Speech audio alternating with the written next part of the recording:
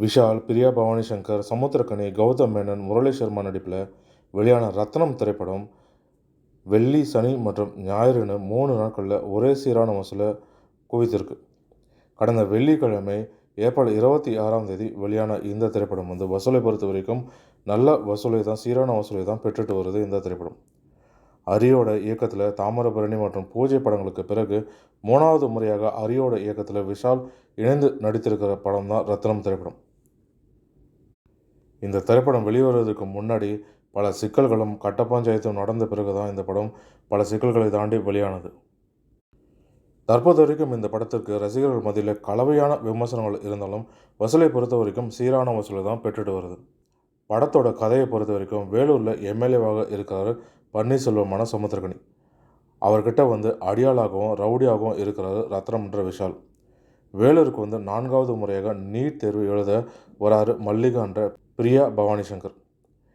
இவர் மீது இனம் புரியாத அன்பும் காதலும் ஏற்படுது ரத்னத்துக்கு. மல்லிகாவை கொலை செய்ய ஆந்திர எல்லை பகுதிகளில் இருக்கிற தாதாவாக இருக்கிற பீமா ராயுடுன்ற முரளி சர்மாவும், சுப்பு ராயுடுன்ற ஹரிஷ் பேரடியும், ராகவா ராயுடுவாக இருக்கிற வேட்டை முத்துக்குமார் என்ற 3 சகோதரர்கள் மல்லிகாவை கொலை செய்ய முயல்றாங்க. அதை முறியடிப்பதோடு மல்லிகாவை பாதுகாப்பதே முழு நேர பணியாக செய்துட்டு வராரு ரத்னம். ரத்னத்திற்கு மல்லிகாவை காக்கிறதுக்கு ஏன் இவ்வளவு சிரமப்படுறாரு? தாதாக்கள் ஏன் மல்லிகாவை துரத்துறாங்க? இறுதியில் ரத்னம் தாதாக்களை அழித்தாரா?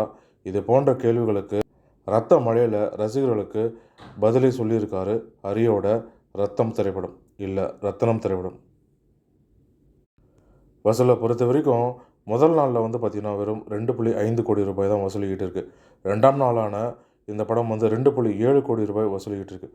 ஞாயிற்றுக்கிழமையான நேற்று பார்த்திங்கன்னா படத்தோட வசூல் அதிகரிக்கும்னு எதிர்பார்த்த நிலையில் வெறும் 2.15 கோடி ரூபாய் மட்டும்தான் வசூலையும் அள்ளியிருக்கு. இப்படி ஒரே சீராக 2.5 கோடியும் 2.7 கோடியும் 2.15 கோடியுமே வசூல் செய்திருக்கு விஷாலோட நடிப்பில் வெளியான ரத்னம் திரைப்படம். ஒட்டு மொத்தமாக இது வரைக்கும் 3 நாட்களில் 7 கோடி ரூபாய் வசூலை அள்ளியிருக்கு.